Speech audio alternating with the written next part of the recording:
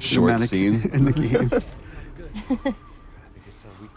I had to fit that in there. Quit this place from this, since we had it Right. in the first trailer. I can't quit you. I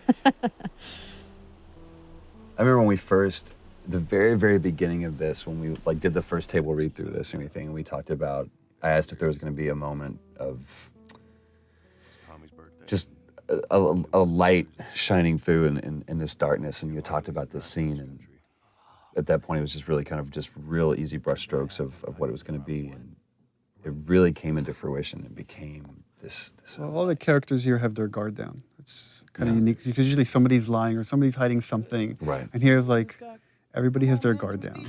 they're just talking about motorcycles.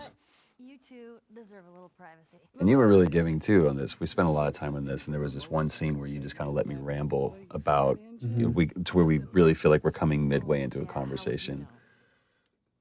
I don't remember what was said, but it was just this cool moment. But you went more into the details of like with Tommy and where you went and the States and all that stuff. I think that really helped kind of make this, the following takes much more natural. Right, without all the rest of that stuff, the preamble being there. But I love the turn that he gives right here. It's like the kids have gone to bed now, and we can just talk like adults. Worst part about it all. Animation and lighting, right? If you don't capture these looks in the eyes, this scene doesn't work. Right. The thing that I love about this is that he's set up a little office for himself, kind of like what Henry did. You know, it's this, I'm being official, trying to be a grown-up. He's still a kid, and we see it in this moment. I really enjoyed working with Brandon and Najee. Just having them on set was so much fun. They're such Najee great especially, dudes. like Najee's a trip. hilarious. we're doing this crazy scene and we like cut and then he's like just starting dancing or Yeah. Singing whatever, you know, YouTube hot song at the moment. Yeah. You know, song bombing us all day. They were so much fun. I just adore them too.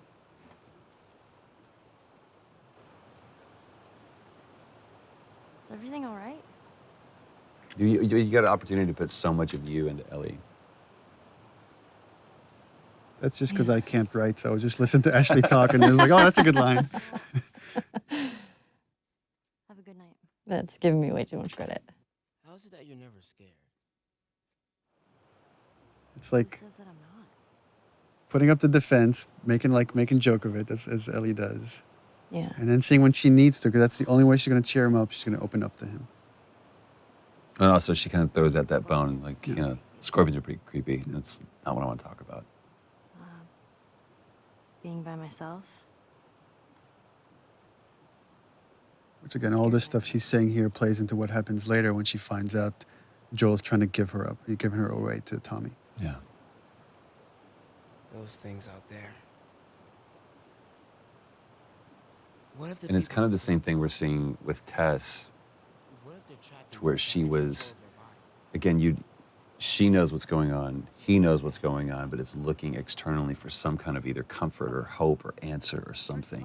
We're a team now. And then they just We're gonna always figure come it up out. empty. Second, I guess one thing I'm just thinking about now, which is all the stuff Sam is going through because he's bitten, is probably the stuff Ellie went through when she was first bitten, because she thought she was going to turn. Says that they've moved And it just happens that she was immune. But so that's what she kind of, on.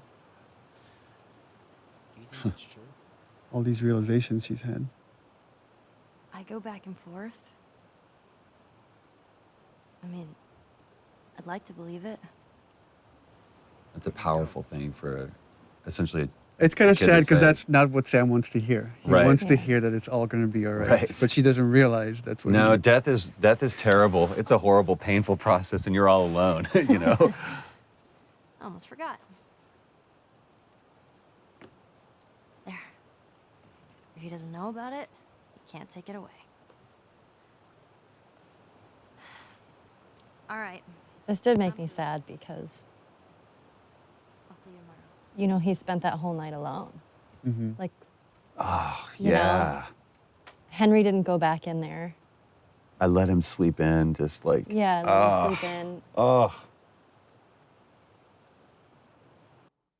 And that was the last conversation he had. And that always made me so sad after I read that. Because I was like, oh, Yeah, I didn't even think about that. And what would have happened if Henry had gone in there? I mean, the fact that Smells good. that Henry wasn't there, I mean, plays into, you know, the culmination of this scene where he's just racked with guilt. I mean, one thing we're very conscious of when putting the story together is we would have these really kind of dramatic moments that change the characters significantly, and then we would cut to some more time in the future. Yeah. And so you don't get to see right afterwards what happened to it, and then you get hints of how this affected the relationship, which is what you get into the next gameplay sequence. And this whole thing is,